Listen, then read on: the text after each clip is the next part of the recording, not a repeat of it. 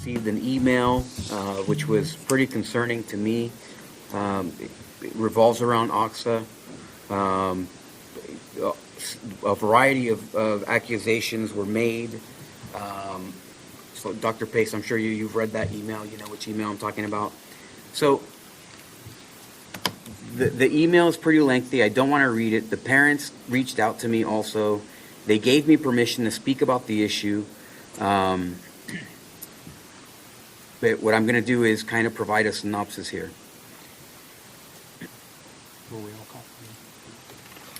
I would have to check. I do know that the matter is being addressed, How is it being addressed? being investigated and looked into. Who is it being investigated by? Mr. Neal, the principal, was working with Dr. Evans and staff. So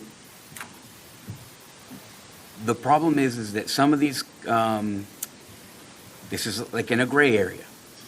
And essentially it revolves some bullying accusations, some grooming accusations, very concerning issues. And of course, this involves a teenager, so you don't know between the parent and so on and so forth. However, my concern is if the school is allowing for these things to happen, absolutely it's part of an ideology, and it has absolutely zero educational value what they're doing. So so Dr. Pace, you have it. You can forward it to the other board members. It was sent yesterday. I don't think, I'm looking at the two list, it doesn't have everyone. It has me and Dr. Pace and the administration at the school. However, based on the comments that someone else made earlier with replacing the national anthem with the Black National Anthem, I also have an issue with that. I think that is also an ideological move. There's no value in terms of educational for that to be, for the United States National Anthem to be replaced by anything. It would be the same as because I'm the principal, I'm going to replace it with the Nicaraguan National Anthem. And obviously, a lot of people would have a problem with that. And so, to me, between this email, and I spoke to the parent this afternoon, and just to be clear, this parent is not someone who has ever supported me or has ever, it's not someone who I know well. In fact, it has been a political opponent of mine. But when they come to me and they're asking, listen, we believe that you're the person who will actually help us with this issue, and this is happening to my family, then obviously these people are desperate. And it has,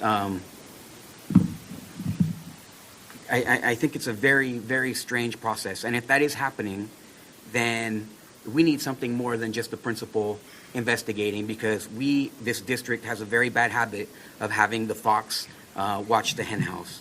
And so I think that we need to get a third party to go and investigate these claims if we can get any other corroborating evidence. So if we can speak to another parent, if we speak to other parents and they say that this is happening, then at that point, I think that we need to exercise a whole different aspect of looking into this situation. And we have two so far, right? So we have one, an accusation of a parent saying that we're grooming her child, and two, we have replacing the national anthem. So can you see anything that's educational, that has educational value in those things? Or can we agree that that is an ideology that is being pervasive into the educational aspect? Both matters need to be investigated, and then they'll be dealt with in accordance with the Student Code of Conduct and board policy. Thank you. I don't. Go ahead. I don't have that much confidence in that answer, just because when we're in control, we get the answer that we want. And so that's a big concern. Are you all set? Yes, I am. Thank you. Mr. Melendez. Okay, yeah, because I didn't get the email, but for the record, I do find it concerning about the concept of replacing the national anthem.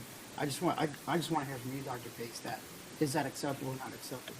Whether or not it applies in this case, I just want to make sure that moving forward, that No. they are played like it's celebrating a specific history month. that we can still play it, but just in unison with the national anthem. Which is what we did here at our board meeting back in February, where we had our Pledge of Allegiance, we had our national anthem, just like we always do, and then the Black National Anthem was a part of the Black History Month celebration and proclamation. It did not replace the national anthem, and that would be the expectation for all of our schools.